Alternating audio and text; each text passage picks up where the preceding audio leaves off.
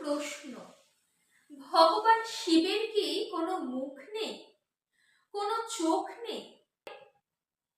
কেন শিবলিঙ্গ হিসাবে পুজো করা হয় পাথরকে? এটি কি শুধুই প্রতীক, নাকি এর পিছনে রয়েছে মহা রহস্য? শিবলিঙ্গ আসলে কি? শিবলিঙ্গ কোনো মূর্তি নয়, শিবলিঙ্গ হলো তত্ত্ব। লিঙ্গ শব্দের অর্থ হলো যার দ্বারা কিছু বোঝা যায়, অর্থাৎ যে রূপহীন, নিরাকার, অনন্ত সত্তা, তাই হলো শিবলিঙ্গ। লিঙ্গ পুরাণে এই শিবলিঙ্গ প্রমাণের একটি শ্লোক আছে, যেখানে বলা হয়েছে লিঙ্গম সর্বস্য জাপতা কারণং পরমেশ্বরঃ, অর্থাৎ সমগ্র জগতের কারণ স্বরূপ পরমেশ্বরই লিঙ্গরূপে পূজিত হন। শিবলিঙ্গ অর্থাৎ সমগ্র সৃষ্টির উৎস। শিব পুরাণে এই শিবলিঙ্গ প্রতিস্থাপনের একটি পৌরাণিক কাহিনী আছে, যে কাহিনীতে বলা আছে এক সময় সৃষ্টিকর্তা ব্রহ্মা এবং পালনকর্তা বিষ্ণুর মধ্যে তর্ক শুরু হয়, কে সর্বশ্রেষ্ঠ, কে এই জগতের আদি কারণ। এই অহংকারে তিন লোক কাঁপতে শুরু করে। ঠিক এই সময় মহাদেবের আবির্ভাব হয়েছিল অগ্নিস্তম্ভ রূপে। ঠিক তখন আকাশ ভেদ করে পাতাল ফুঁড়ে এক অনন্ত জ্যোতির্ময় আলোকপুঞ্জ চারিদিকে ভেসে ওঠে। এই প্রসঙ্গে শিবপুরাণে একটি মন্ত্রে আছে, তেজঃ পুঞ্জম অনাদি অনন্তম না মধ্যম না আদি না অন্তম, অর্থাৎ এক অনাদি ও অনন্ত জ্যোতির স্তম্ভ, যার না আছে শুরু, না আছে শেষ, না আছে মধ্য। এই সময় মহাদেব বলেন, যে আমার শুরু এবং শেষ খুঁজে পাবে সেই হবে সর্বশ্রেষ্ঠ। সেই সময় বিষ্ণু গেলেন নিচে, তিনি নিলেন বরাহ অবতার, পাতাল ভেদ করে খুঁজতে লাগলেন মহাদেবের শেষ।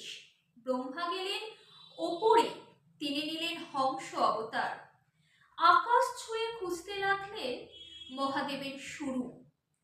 হাজার হাজার বছর পেরিয়ে গেল, বিষ্ণু না পেলেন শেষ, ব্রহ্মা না পেলেন শুরু।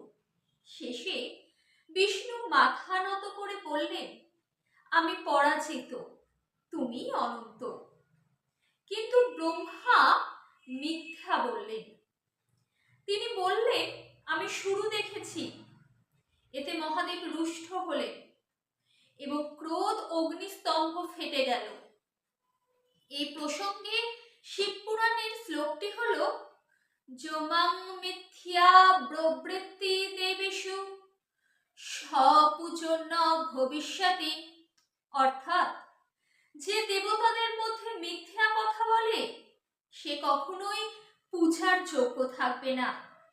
আর তারপর থেকে ব্রহ্মাদেবকে কখনো পুজো করা হয় না, কিন্তু বিষ্ণু হলেন নারায়ণ। মহাদেব বললেন, এই যে জ্যোতির্ময় স্তম্ভ, এটাই আমার সত্য রূপ। এই প্রসঙ্গে লিঙ্গ পুরাণের একটি মন্ত্র হল, জ্যোতির্লিঙ্গং মহাদেব স্থিতং সর্বত্র কারণং, অর্থাৎ মহাদেব নিজেই জ্যোতির্লিঙ্গ, যিনি সর্বত্র বিরাজমান।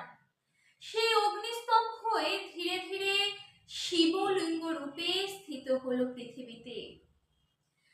12টি জ্যোতির্লিঙ্গের একটি রহস্য আছে। শিবপুরাণ বলে, শিব নিজেই শক্তি সংকুচিত করে 12টি জ্যোতির্লিঙ্গে পৃথিবীতে স্থাপন হয়েছেন। প্রতিটা জ্যোতির্লিঙ্গ এক একটি কসমিক এবং এনার্জিক পয়েন্ট। তাহলে শিবলিঙ্গ কেন নিরাকার?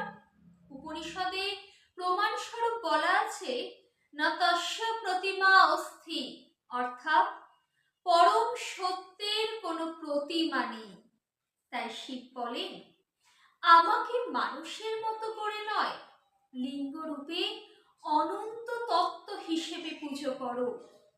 শিবলিঙ্গের আকারের গভীর অর্থ হলো, অনেকে হয়তো এটা ভেবে ভুল করেন যেটা কেবল মানব দেহগত শরীর, কিন্তু শাস্ত্র বলে শিবলিঙ্গের তিনটি অংশ। ব্রহ্মভাগ সৃষ্টির শক্তি, বিষ্ণুভাগ পালন শক্তি, রুদ্রভাগ লয় বা সংহার। অর্থাৎ একটি শিবলিঙ্গে ব্রহ্মা বিষ্ণু মহেশ্বর একসাথে অবস্থান করে। শিবলিঙ্গ সবসময় থাকে যোনি পিঠের উপর। এর অর্থ হলো শিব চেতনা, শক্তি সৃষ্টি। শক্তি ছাড়া শিব নিষ্ক্রিয়, শিব ছাড়া শক্তি অন্ধ। এই মিলন থেকে সৃষ্টি হয় জগৎ। উপনিষদের প্রমাণ স্বরূপ কেন উপনিষদের একটি শ্লোক হলো, ন রূপং ন চ আকারং ন আয়ুধং তস্য বিদ্যতে। অর্থাৎ পরম সত্যের কোনো রূপ নেই, কোনো আকার নেই। তাই শিবকে মানুষের মতো মূর্তিতে নয়, লিঙ্গ রূপে নিরাকার সত্য হিসেবে পুজো করা হয়। শিবলিঙ্গে কেন জল ঢালা হয় জানেন? জল হলো চেতনা, অহংকারকে শীতল করার অন্যতম প্রতীক। শিব তপস্বী, বৈরাগী, তাই তার উপর জল ঢেলে বলা হয়, হে মহাদেব, আমার অহংকার, কাম, ক্রোধ সব তুমি শীতল করো। এই প্রসঙ্গে বৈজ্ঞানিক ও আধ্যাত্মিক এক সংযোগ রয়েছে। শিবলিঙ্গের ডিম্বাকৃতি আকার কসমিক এনার্জিক ফিল্ড। আজকের বিজ্ঞান বলে সমগ্র ব্রহ্মাণ্ডের শক্তি ডিম্বাকৃতি ঘূর্ণায়মান। তাই অনেকেই প্রাচীন মন্দিরে শিবলিঙ্গকে এমন এক জায়গায় রাখা হয়েছে যেখান থেকে পৃথিবীর প্রাকৃতিক শক্তি প্রবাহিত হয়।